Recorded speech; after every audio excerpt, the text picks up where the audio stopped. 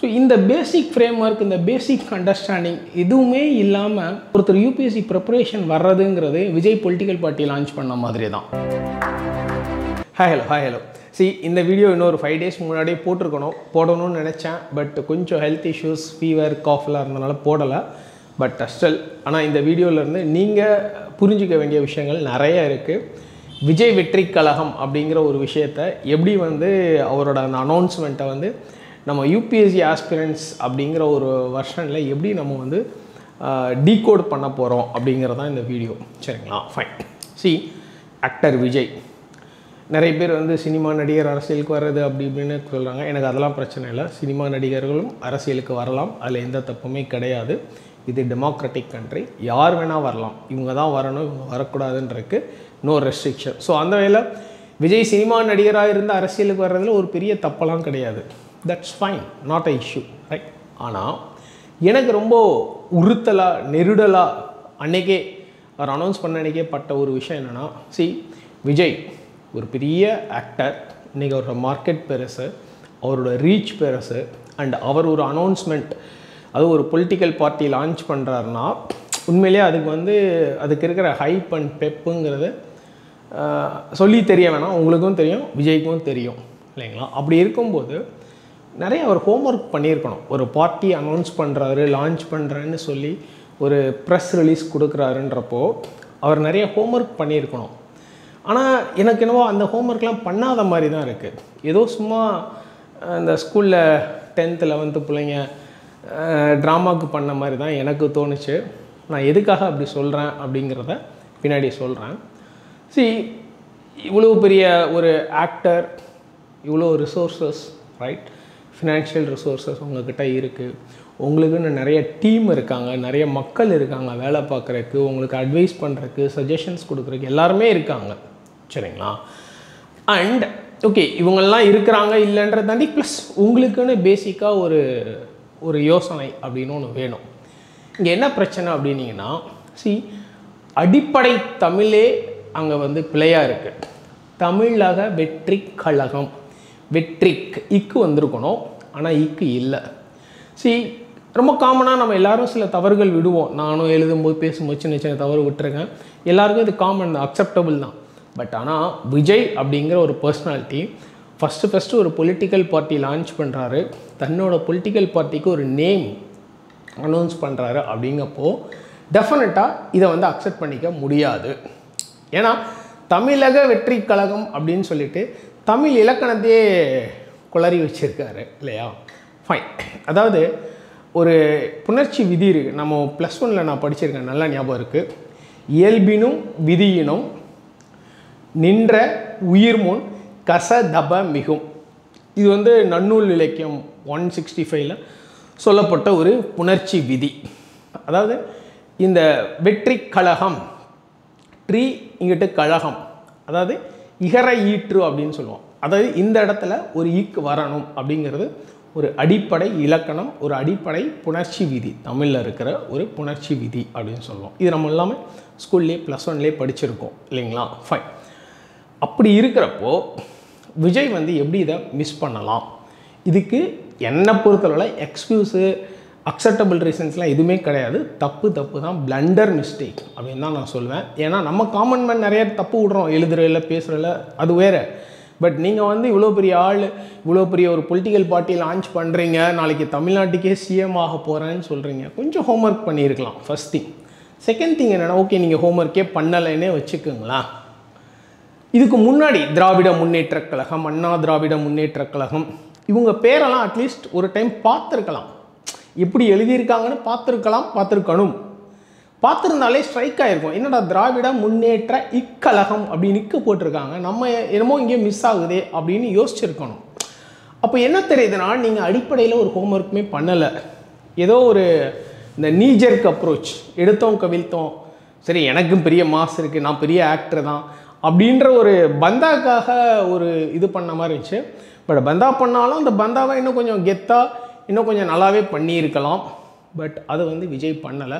So Vijay பேசிக்காக ஒரு homework பண்ணலை, ஃபஸ்ட் திங். அண்ட் அவருக்கு ஒரு பேசிக் அண்டர்ஸ்டாண்டிங்கே இல்லை அப்படிங்கிறது தான் என்னோட ஒரு இன்ஃபரன்ஸ். ஏன்னா அதாவது ஒரு பொலிட்டிக்கல் பார்ட்டி லான்ச் பண்ணும்போது அதுக்குன்னு ஒரு ஐடியாலஜி, இதெல்லாம் எங்களோட ஐடியாலஜி, புதுசாக ஒரு விஷயம் இருக்கணும். இப்போ வந்து டிஎம்கே, திராவிடர் கழகம், திராவிட முன்னேற்ற கழகம் இவங்கெல்லாம் வந்தாங்கன்னா அந்தந்த பீரியடில் அவங்களோட இயர்லி ஃபேஸஸில் அவங்க பேசின விஷயங்கள், அதுக்கு இருந்த அந்த வீரியம், அவங்க அந்த கோட்பாடுகளை சொன்ன விதம், அவங்களோட பேச்சு திறமை, இதெல்லாம் வந்து வேறு லெவலில் இருந்துச்சு. ஆனால் இந்த எதுவுமே வந்து விஜய் கிட்ட இல்லை, இல்லை விஜய் காட்டலை. ஒரு பொலிட்டிக்கல் பார்ட்டி லான்ச் பண்ணும்போது அந்த வீரியமே இல்லாமல் இருக்குது. ஐடியாலஜியில் என்ன, சமூக நீதி, நாங்கள் எல்லோரும் ஒன்று, பிறப்புக்கும் எல்லா உயிருக்கும் அப்படின்னு ஜெனரிக்காக தான் இருக்கே தவிர ஒரு புதுசாக ஒரு ஈர்க்கிற மாதிரி ஒரு ஈர்ப்புக்கான விஷயம் எதுவுமே வந்து இல்லை இல்லைங்களா? ஓகே. ஸோ விஜய்க்கு வந்து எப்படி யார் கைட் பண்ணுறாங்க, யார் சஜஷன்ஸ் கொடுக்குறாங்க, அவரோட டீம் என்ன அப்படின்னு எனக்கு தெரியலை. பட் என்னவா டீம் யார் தான் இருந்தாலும் அவர் யோசிக்கணும், அவர் பேசணும். அது இங்கே தெரிய மாட்டேங்குது. அவர் யோசிக்கிறாரா யோசிக்கலையா அப்படின்றது தெரியலை. ஃபைன். எனிவே, இப்போ இதை எதுக்குடா யூபிஎஸ்சி ஆஸ்பிரன்ஸ் நம்மக்கிட்ட சொல்கிறாரு அப்படின்னு நீங்கள் நினைக்கலாம்.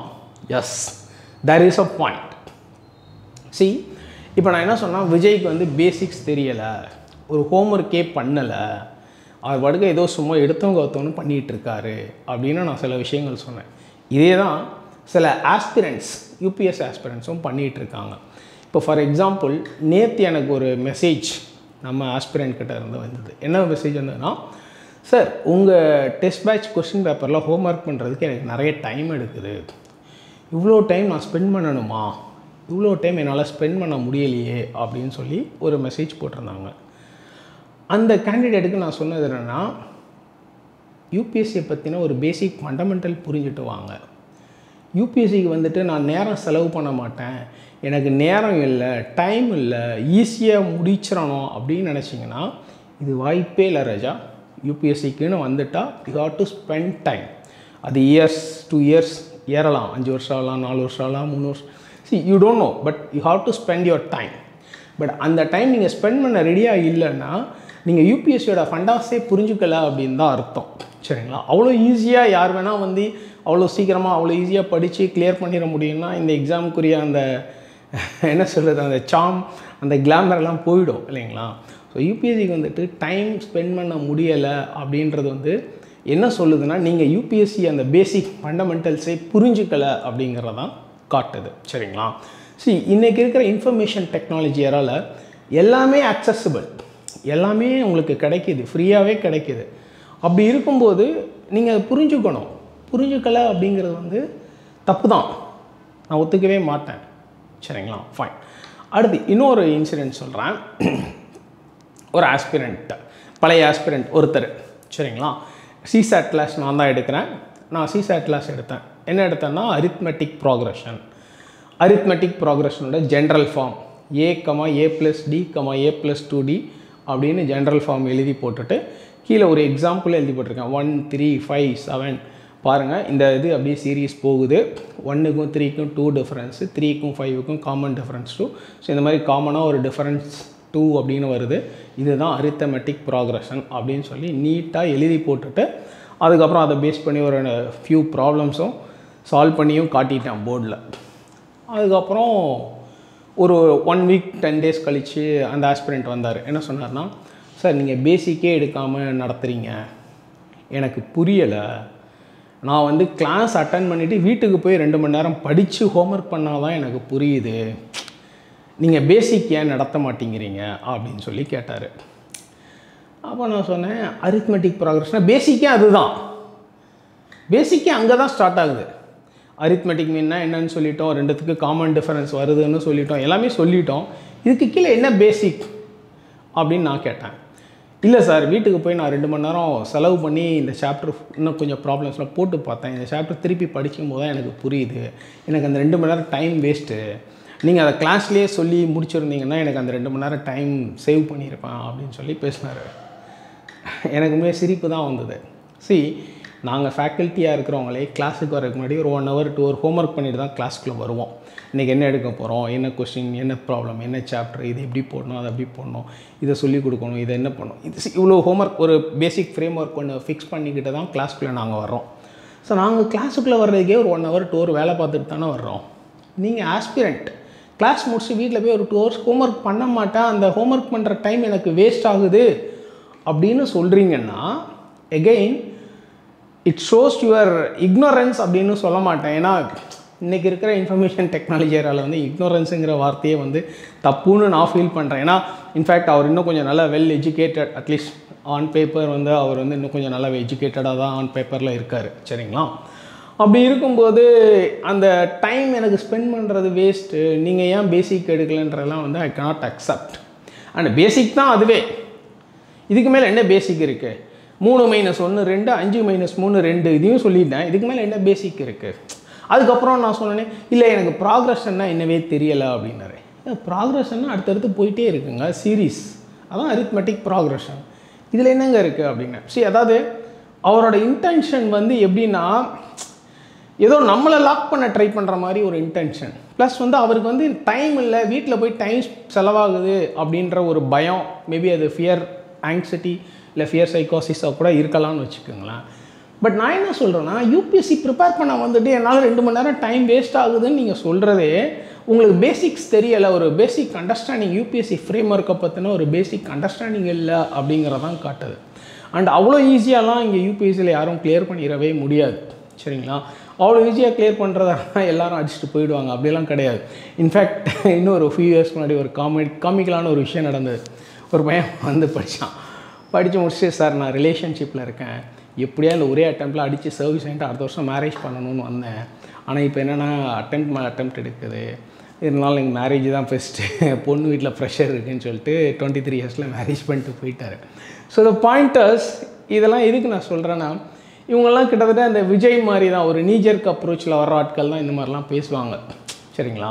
கொஞ்சம் யோசித்து, கொஞ்சம் ஹோம்ஒர்க் பண்ணி, கொஞ்சம் புரிஞ்சு, ப்ளஸ் யார் என்ன சொன்னாலும் அவங்களும் யோசிக்கணும், இது ரைட்டா தப்பா, இந்த கொஷினை கேட்கலாமா வேண்டாமா, இது ஓகேவா நாட் ஓகேவா, இது நமக்கு செட் ஆகுமா செட் ஆகாதா அப்படிங்கிற மாதிரி அவங்களுமே யோசிக்கணும் இல்லையா? ஸோ இந்த பேசிக் ஃப்ரேம் ஒர்க், இந்த பேசிக் அண்டர்ஸ்டாண்டிங் எதுவுமே இல்லாமல் ஒருத்தர் யூபிஎஸ்சி ப்ரிப்பரேஷன் வர்றதுங்கிறது விஜய் பொலிட்டிக்கல் பார்ட்டி லான்ச் பண்ண மாதிரி தான். சரிங்களா? அண்ட் நான் டெஃபினட்டாக சொல்கிறேன், விஜய் வந்து பொலிட்டிக்கல் பார்ட்டி லான்ச் பண்ணி வின் பண்ணி நாளைக்கு சிஎம் ஆகிறதெல்லாம் அடுத்த விஷயம். பட் ரொம்ப அடிப்படை தமிழக வெற்றி கழகம். அண்டு உங்களுக்கு இதுக்கு முன்னாடியே லெகசி இருக்குது. திராவிட முன்னேற்ற கழகம், அண்ணா திராவிட முன்னேற்ற கழகம் அப்படின்னா எல்லாத்துலேயும் ஈக்கு போட்டிருக்காங்க இல்லைங்களா? அதை பார்த்தாதும் உங்களுக்கு அந்த ஒரு இது வந்திருக்கணும், ஸ்ட்ரைக் ஆகிருக்கணும். ஸோ தட் ஷோஸ் அது வந்து நீங்கள் சும்மா ஏதோ ஒரு நீஜர்க் அப்ரோச், சும்மா எடுத்தோம் கவுத்தோம், சும்மா ஏதோ பந்தாக்காக அவசரத்தில் பண்ண மாதிரி தோணுது. பட் ஐ திங்க் இந்த அப்ரோச் தான் வந்து சில யூபிஎஸ்சி சிவில் சர்வீசஸ் ஆஸ்பிரன்ஸ்கிட்டையும் இருக்குது. ஸோ இந்த அப்ரோச் இருக்கக்கூடாது. கொஞ்சம் பேசிக் அண்டர்ஸ்டாண்டிங், பேசிக் ஃப்ரேம் ஒர்க் புரிஞ்சுக்கிட்டு தான் நீங்கள் யூபிஎஸ்சி ப்ரிப்பேர் பண்ணணும். And you should be in a position to spend your time on it. And again எவ்வளோ டைம் ஸ்பெண்ட் பண்ணாலும் அதையும் தாண்டி இன்னொரு விஷயம், யார் என்ன சொன்னாலும், என்ன வீடியோ என்ன பார்த்தாலும் நீங்கள் யோசிக்கணும், சென்சிபிளாக யோசிக்கணும். அகைன் யோசிக்கிறோன்னா சும்மா மொக்கையாக என்னென்னத்தையோ கேட்குறதெல்லாம் நினைக்கிறதெல்லாம் கேட்குறது யோசிக்கிறது கிடையாது. சென்சிபிளாக யோசிக்கணும், ரீசனபிளாக யோசிக்கணும், ரீசனபிளாக பேசணும். அதுதான் வந்து ஒரு நல்ல சின்சியர் டெடிக்கேட்டடான ஒரு யூபிஎஸ்சி ஆஸ்பிரண்ட்டுக்கான ஒரு அறிகுறி அப்படின்னு நான் சொல்லுவேன். நிறைய ஆஸ்பிரண்ட்ஸ் எங்களை நல்லா யூஸ் பண்ணுறாங்க, ஃபேக்கல்ட்டியை. அவங்கள நாங்கள் உண்மையிலே பாராட்டுறோம். ஏன்னா இப்படி பேசுகிற ஆஸ்பிரண்ட்ஸ் கொஞ்சம் பேர் இருக்காங்க. இன்னும் கொஞ்சம் ஆஸ்பிரண்ட்ஸ் என்னென்னா வருவாங்க, பர்சனலாக வருவாங்க, ஆன்சர் எழுதி கொண்டு வந்து கரெக்ஷன் வாங்கிட்டு போவாங்க, ஏதாவது புரியலைன்னா தனியாக வந்து கேட்பாங்க, பேசுவாங்க. அவங்களெல்லாம் we appreciate, we entertain them, we engage them. அந்த மாதிரி ஒரு கேண்டிடேட் இருக்கும்போது எங்களுக்கே பிடிக்கும். ஆனால் அதை விட்டுட்டு இந்த ஒரு செட் ஆஃப் ஆஸ்பிரன்ஸ் வந்து சும்மா எதுலையாவது ஒரு ரீசனை தூக்கி போட்டு ப்ளேம் பண்ணிக்கிட்டு ஏதாவது ஒன்று பேசிகிட்டு இருக்காங்களா நான் சென்சிக்கலாக. இவங்கள நினச்சா தான் கொஞ்சம் வருத்தமாக இருக்குது. Anyway we are all human beings. Okay, சில நேரம் நமக்கு இந்த மாதிரி நிறைய அப்ஸ் அண்ட் டவுன்ஸ் தாட் ப்ராசஸில் இருக்கும். பட் ஸ்டில் எப்படி இருந்தாலும் இனிமேலாவது நீங்கள் எல்லாருமே ஒரு சென்சிபிளாக ரீசனபிளாக யோசிங்க. நாளைக்கு நீங்கள் பியூரோக்ராட் ஆக போகிறீங்க. அப்போது ஒரு விஷயத்தையும் எப்படி பேசணும், எப்படி சென்சிபிளாக அப்ரோச் பண்ணணும் அப்படிங்கிற ஒரு பேசிக் அப்ரோச், ஒரு பேசிக் ஃப்ரேம் ஒர்க் டெஃபினட்டாக உங்களுக்குள்ளே வரணும். வரலைன்னா அட்லீஸ்ட் நீங்கள் டெவலப் பண்ணிக்கணும். அதுதான் என்னோடய பாயிண்ட். ஸோ ஓகே, இது நீங்கள் கேட்டதுனால இப்படி சொன்னதுனால தப்புன்னு நான் சொல்ல. ஓகே, உங்கள் பாயிண்ட் ஆஃப் வியூவில் maybe there are certain factors, I accept it. But still you should develop that. At least இனிமேலாவது நீங்கள் அதை டெவலப் பண்ணிக்கணும். பட் ஆனால் விஜய் கேஸில் வந்து இனிமேல் அவர் என்ன பண்ணாலும் தப்பு தான். ஏன்னா இது வந்து ஒத்துக்கவே முடியாது. ஆல் ஓவர் இந்தியா ஒரு பெரிய ஆக்டரை லான்ச் பண்ணுறாரு, வெற்றி கழகன்ற ஒரு பேசிக் கிராமட்டியல் தமிழை கொன்று விட்டு தமிழகத்துக்கு வெற்றி அப்படிங்கிறதுலாம் சம்திங் எனக்கு இன்னும் நான்சென்சிக்கலாக I felt. Right, fine. Anyway, so Vijay நல்ல ஒரு ஸ்ட்ராங்கான ஐடியாலஜியோட, ஒரு ஸ்ட்ராங்கான சிஎம் கேண்டிடேட்டாக, ஒரு ஸ்ட்ராங்கான டீமோட வந்து இந்த தமிழ்நாட்டு மக்களுக்கு ஈவன் இஃப் பாசிபிள் இந்தியாவுக்கே நல்லது பண்ணுனா பிஎம்மாக கூட வரலாம். வந்தாலும் நல்லது தான். ஐ டோன்ட் என்ன சொல்லாது அப்ஜெக்ட்லாம் பண்ணல. எனக்கு நடிகர் வர்றதுலாம் எந்த அப்ஜெக்ஷனும் கிடையாது. நடிகராக வேறு யாருமான்றதை தாண்டி ஒரு ஸ்ட்ராங் சென்சிபிள் பர்சனாக இருக்கணும், யோசிக்கணும், பேச தெரியணும், ஆர்டிகுலேட் பண்ண தெரியணும். இதெல்லாம் ஒரு பொலிட்டீஷியனுக்கு தேவையான ஒரு விஷயம். சரிங்களா? ஸோ அப்படிப்பட்ட ஒரு நபராக அட்லீஸ்ட் இன் ஃபியூச்சரில் விஜய் மாறிட்டா, ட்ரான்ஸ்ஃபார்ம் ஆகிட்டா நல்ல விஷயம். பட் இது வந்து டெஃபினட்டாக ஒரு பிளாக் மார்க்கு தான் அவருக்கு. சரிங்களா? Fine. Wish all the very best. Thank you.